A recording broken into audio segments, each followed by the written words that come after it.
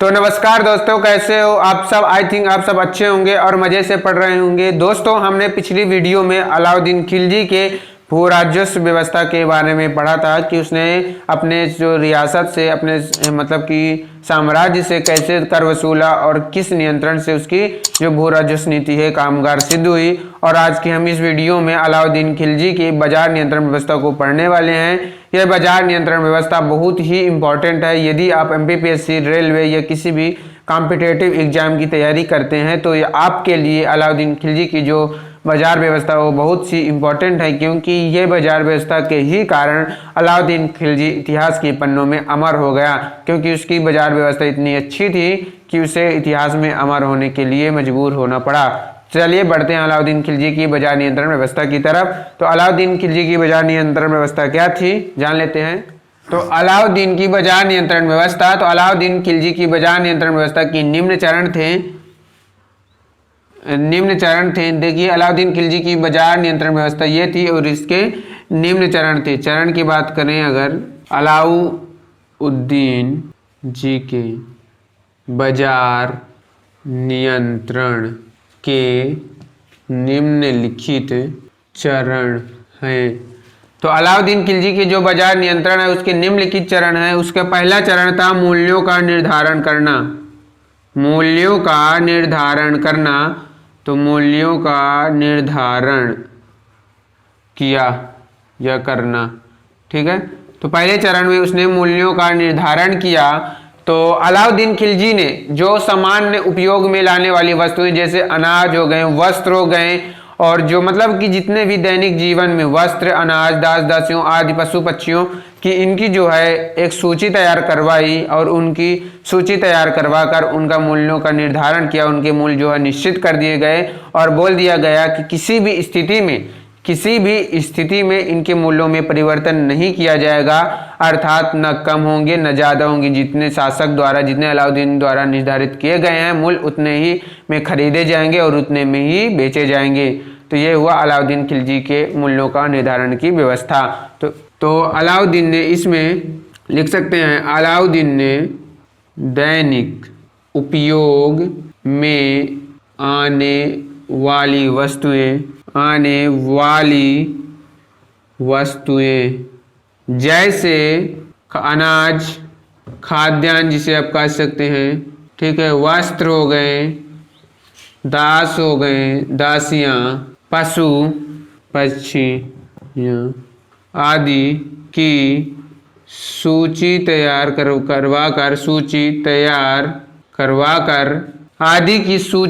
करवाकर उनके मूल्यों का निर्धारण किया।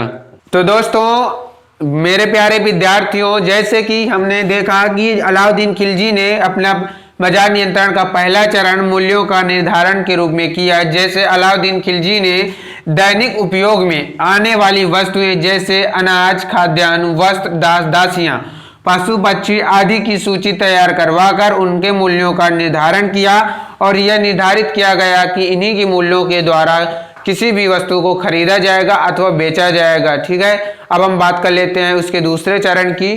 तो दूसरे चरण के तहत उसने बाजार नियंत्रण की व्यवस्था की। अब दूसरे तहत लिख सकते हैं, दूसरे चरण के तहत कि उसने बाजारों का निर्माण करवाया और इसके तहत उसने तीन प्रकार के तीन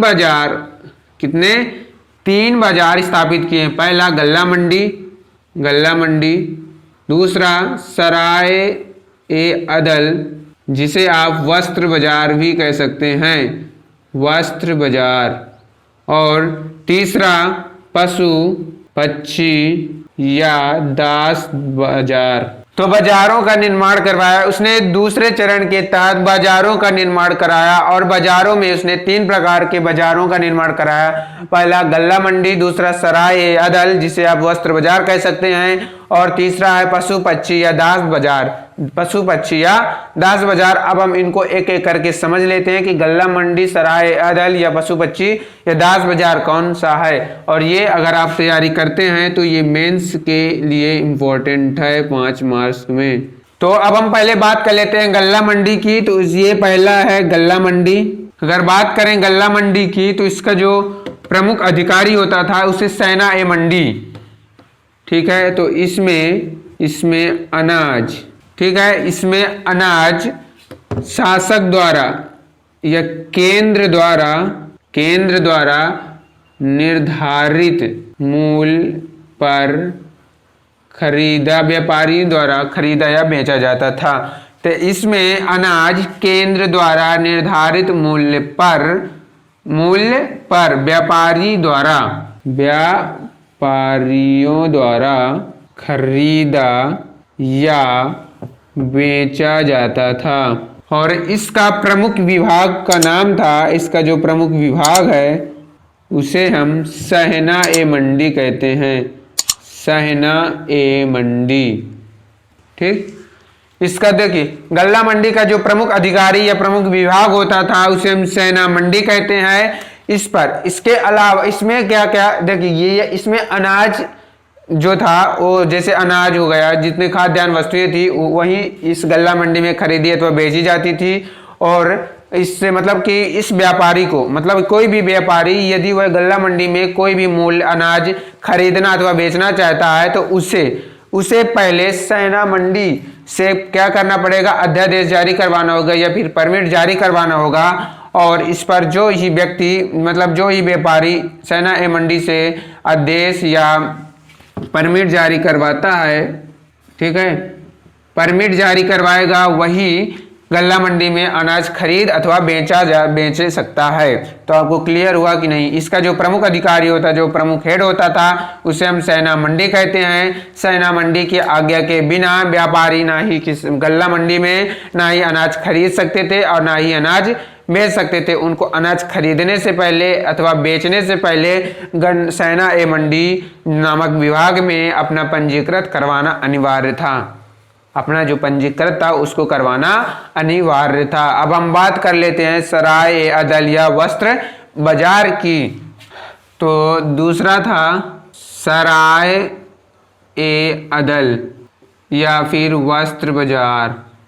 तो सराय ए अदल या वस्त्र बाजार में आप यहाँ लिख सकते हैं कि इसका प्रमुख अधिकारी कौन था, राय परवाना होता था। इसका जो प्रमुख अधिकारी होता था वो राय परवाना होता था, जो परमिट जारी करता था। तो सराय ए अदल या वस्त्र बाजार की बात करें तो जो इसका प्रमुख अधिकारी राय परवाना होता था, जो परमिट जारी करता था। और इस बाजार में जैसे ही नाम से स्पष्ट वस्त्र, तो इस बाजार में राज्य द्वारा निर्धारित कीमतों पर वस्त्र, कपड़े, मतलब कपड़े या वस्त्र जिसे कहते हैं शहद, सूखे मेवे जिसे मिठाई कहते हैं, सूखे मेवे खरीदे व बेचे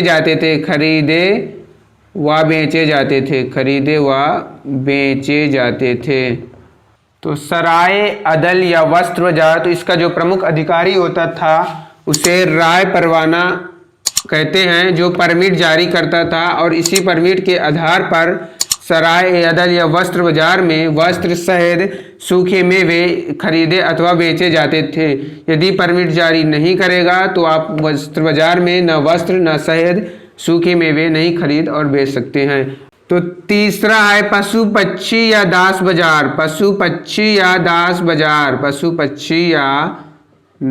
बाजार। तो इस बाजार में राज्य द्वारा निर्धारित कीमतों पर पशु पक्षी व दास दासियों को खरीदा अथवा बेचा जाता था। पशु पक्षी व दास दासियों को खरीदा व बेचा जाता था। दास दासियों और पशु पक्षियों के मूल्य में जो वृद्धि होती थी वो दलालों द्वारा की जाती थी। इसीलिए अलाउद्दीन खिलजी ने इस बाजार में, इस नियंत्रण के तहत इस बाजार से दलालों को निष्कासित कर दिया और अपने राज्य द्वारा निर्धारित कीमतों पर दास दासियों और पशु पक्षियों के मूल्य का निर्धारण किया। और अलाउद्दीन खिलजी की बाजार नियंत्रण व्यवस्था के तहत तीसरा चरण आता है, तीसरा पॉइंट आता है रासायनिक प्रणाली या सार्वजनिक वितरण प्रणाली DDS। इसके तहत अलाउद्दीन खिलजी ने रासायनिक प्रणाली की भी व्यवस्था की। मतलब कि अलाउद्दीन खिलजी ने अपने शासक में, अपने साम्राज्य में जगह जगह पर गोदाम खुलवाए ताकि अगर देश में कहीं अगर अकाल पड़ता है तो उससे कहीं कोई लोग भूखे ना मर जाएं। इसीलिए उसने गोदाम की स्थापना करवाई और अकाल के समय उनको अनाज का वितरण किया। तो इसमें आप लिख सकते हैं कि अलाउद्दीन खिलजी ने सार्वजनिक वितरण प्रणाली की स्थापना की और गोदाम खुलवाए ताकि अकाल के समय देशवासियों को अनाज प्रोवाइड कराया जाए, अनाज प्रदान किया जाए ताकि कोई लोग भूखे ना मर सकें। आप इस पर ये लिख सकते हैं।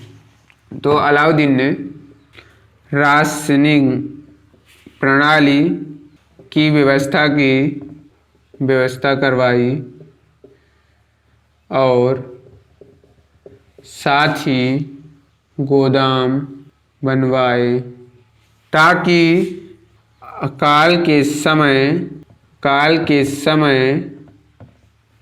देशवासियों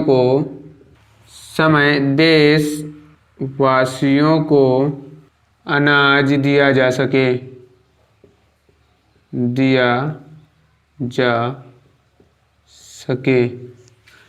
तो रासायनिक प्रणाली व्यवस्था के अंतर्गत अलाउद्दीन ने रासायनिक प्रणाली की व्यवस्था करवाई और साथ ही अनाजों के गोदाम खुलवाए ताकि अकाल के समय देशवासियों को अनाज दिया जा सके और वो भूख से ना मर सके। अगर हम बात करें चौथे पॉइंट की, तो पृथक विभाग की स्थापना। तो अलाउद्दीन ने बाजार नियंत्रण व्यवस्था को सुचारू रूप से चलाए रखने के लिए अलाउद्दीन ने बाजार व्यवस्था को सुचारू रूप से चलाए रखने के लिए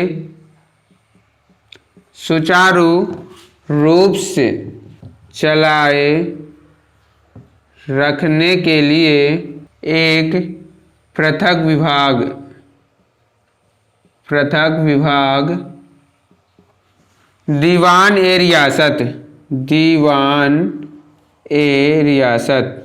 ये देखिए, ये 3 नंबर के लिए इम्पोर्टेंट है। दीवान-ए-रियासत क्या है? तो दीवान-ए-रियासत अलाउद्दीन के द्वारा स्थापित एक विभाग है जिसे अलाउद्दीन ने बाजार व्यवस्था को सुचारू रूप से चलाए रखने के लिए स्थापित किया था। तो अलाउद्दीन ने बाजार व्यवस्था को सुचारू रूप से चलाए रखने के लिए एक पृथक विभाग दीवान-ए-रियासत की स्थापना की और इसके तहत मुनिहान और वरीद नामक 2 गुप्तचर विभाग की स्थापना की। 2 गुप्तचर विभाग की स्थापना की। तो अलाउद्दीन ने पृथक विभाग की स्थापना की। अलाउद्दीन ने बाजार व्यवस्था को सुचारू रूप से चलाए रखने के लिए एक पृथक विभाग दीवान-ए-रियासत की स्थापना की और इसके तहत उसने मुनिहान और वारिद नामक 2 गुप्तचर विभाग की भी स्थापना की। आपको हम आशा करते हैं कि आपको अलाउद्दीन खिलजी की बाजार नियंत्रण व्यवस्था समझ में आ गई होगी। अब हम इसके जो मेन पॉइंट है, मतलब जो आपको डिफिकल्ट पॉइंट लगे हैं, उसके बारे में चर्चा कर लेते हैं कि आपको कौन कौन से पॉइंट समझ में ना आए होंगे। जैसे मुनिहान वरीद हो गया, दीवान-ए-रियासत हो गया और राय परवाना हो गया और सेना-ए-मंडी हो गया। हम उसके बारे में चर्चा कर लेते हैं कि कौन कौन क्या थे। देखिए, जैसे ये अलाउद्दीन की बाजार नियंत्रण व्यवस्था है, ठीक है, इसका जो सबसे बड़ा अधिकारी होता है उसे हम कहते हैं दीवान-ए-रियासत,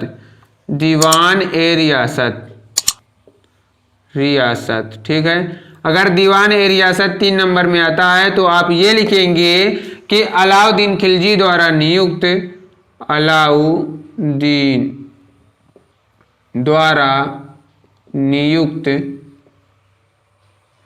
आप खिलजी वर्ड भी लगा सकते हैं। अलाउद्दीन खिलजी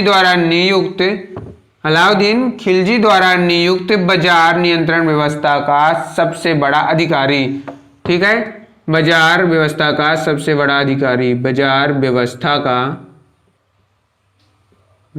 का सबसे बड़ा अधिकारी।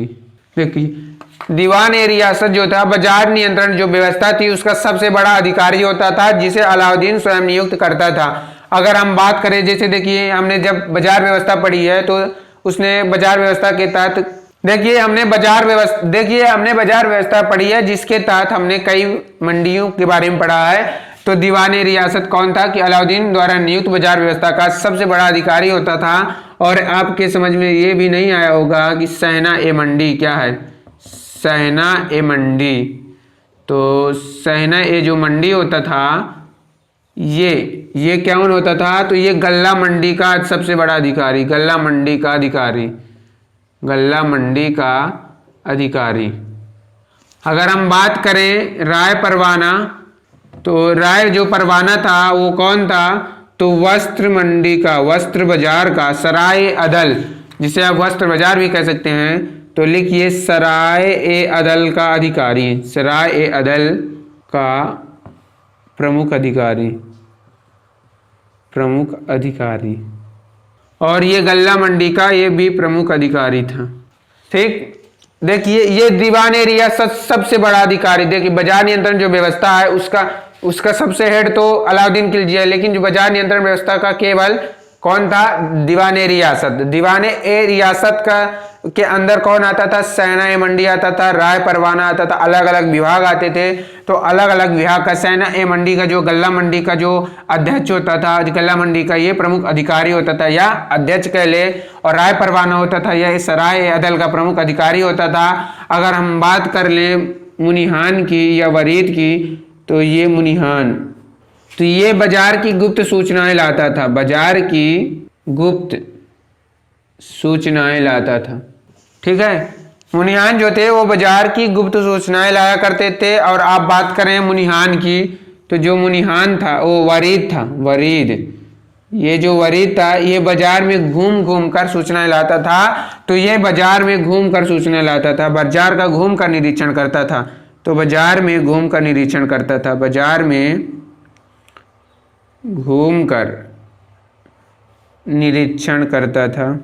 तो आपको ये टॉपिक क्लियर हुआ कि नहीं। देखिए अलाउद्दीन की जो बाजार नियंत्रण व्यवस्था थी उसका जो सबसे बड़ा अधिकारी है वो अलाउद्दीन होता था। अलाउद्दीन के बाद कौन होता था, दीवान ए रियासत, दीवान ए रियासत। और दीवान ए रियासत जो सहना ए मंडी है ये इसका एक बाजार का नाम है। तो जो सहना ए मंडी है उसका जो प्रमुख अधिकारी होता था उसे हम सहना ए मंडी कहते हैं। मतलब जो गल्ला मंडी का जो प्रमुख अधिकारी होता है उसे हम सहना मंडी कहते हैं। जो सराय ए अदल, जो सराय ए अदल या वस्त्र बाजार का जो प्रमुख अधिकारी होता था उसे हम राय परवाना कहते हैं। जो मुनिहान होता था वो बाजार की गुप्त सूचनाएं लाता था और अलाउद्दीन खिलजी को पहुंचाता था। अगर हम वरीद की बात करें तो जो यह बाजार में घूमकर निरीक्षण करता था, बाजार का निरीक्षण करता था।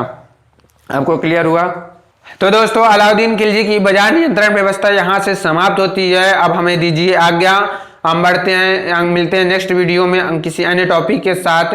तो चलिए तब तक के लिए जय हिंद, जय भारत। और हमारे वीडियो को इसी प्रकार प्यार देते रहिए और सपोर्ट करते रहिए। आप सभी का ही तो सपोर्ट है। अगर आपने अभी तक हमारे वीडियो को लाइक नहीं किया है तो प्लीज़ हमारे वीडियो को लाइक कर दें। अगर आपने अभी तक हमारे चैनल को सब्सक्राइब नहीं कर लिया तो आप प्लीज़ हमारे चैनल को सब्सक्राइब कर दें। आई होप आप हमारा वीडियो बहुत एंजॉय कर रहे होंगे, तभी तो आपने यहाँ तक वीडियो को देखा है। धन्यवाद आपको हमारा वीडियो अंत तक देखने के लिए तहे दिल से धन्यवाद, धन्यवाद, धन्यवाद। चलिए, thanks for watching this video.